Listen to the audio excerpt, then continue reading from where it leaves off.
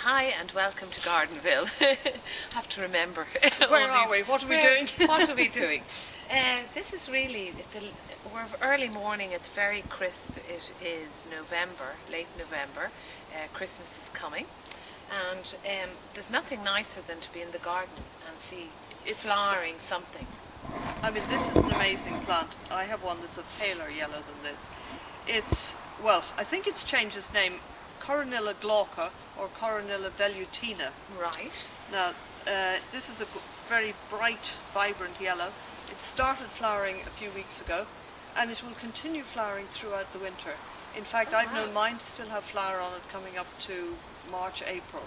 Right. It is just an amazing plant.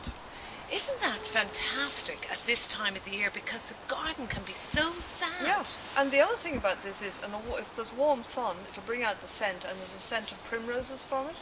Oh, lovely. It is absolutely, it's one of my favourite plants. Is it? Now, having said that, it's an awkward grower because it grows sort of slightly straggly way. I was going to ask you about that. You could grow it on a sunny wall with the trellis behind it, just tie pieces in, prune it, and get it to spread out. Yes, and so that you control it as opposed to it controlling you. Okay, so you could use it to cover a spot in the garden. You could use it to cover a spot. It does like sun. Now, having said that, it will like so nice sun. Okay. And Susan, you buy that in a pot? You buy that in a pot, yeah, okay. in the shrub section of a garden centre. And I'm not sure how well it would get on in the Midlands or somewhere that was really cold. Right. But mine came through last winter, no problem. This one likewise. In fact, this one looked almost dead at one point because the ground was not very wet. But it's revived. And could I ask you then, if you planted a whole load together, would that look really nice? I think it grows into quite a big shrub, so I don't think there's any need to use more than one. Right, okay.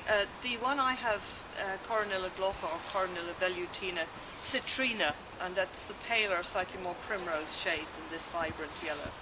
And could you cut that and bring it into a vase? I've tried it. It doesn't do terribly well doing that. It sort of does begin to wilt a bit. And what about for these people living in apartments, the young people, or who like to have something growing? I'm not sure how Could you have it in a pot? I'm not sure how well you get on with it in a pot.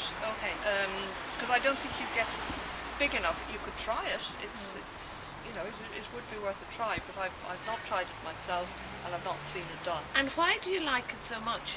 I like it, A, because it's flowering throughout the winter, B, because it's scented. Yeah. And can't beat those two. Yeah, exactly. Yeah.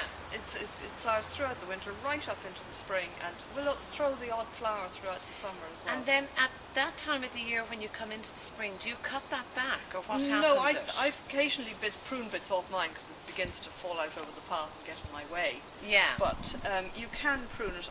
Don't know that I'd go right back hard into old wood, but you can certainly prune it. And I think probably after flowering every year, it'd be a good idea to give it a trim to stop it getting too sort of out of control. And when you say give it a trim, I mean, is it okay to cut down here, or would it get too woody? If you went down you see, here, there's a growth you see on it. There's new growth coming out here. Yeah, okay. So you could, you just go down to where you see the growth coming. Yeah, you could quietly prune it, something like that, and possibly it will sprout again then. Maybe if mine gets too big, I'll experiment with cutting it right back and see what happens. Right. But I'll buy a new one just in case. Okay. Yeah, but it is lovely. Now, there is one other thing about it I find in the summer, is the snails love to crawl up and they seem to eat the sort of bark on the stem. So it makes it very easy to pick them off and get rid of them. All right. I know you're very much an anti-snail, aren't you? Well, they just eat I have your a very plants. small garden, and you can almost hear them munching if you get too many of them. So. Yeah, okay. Oh, that's an interesting plant. It's a super plant. It's one of my favourite ones. I think everyone should have one if they've got a sunny spot for one. Okay.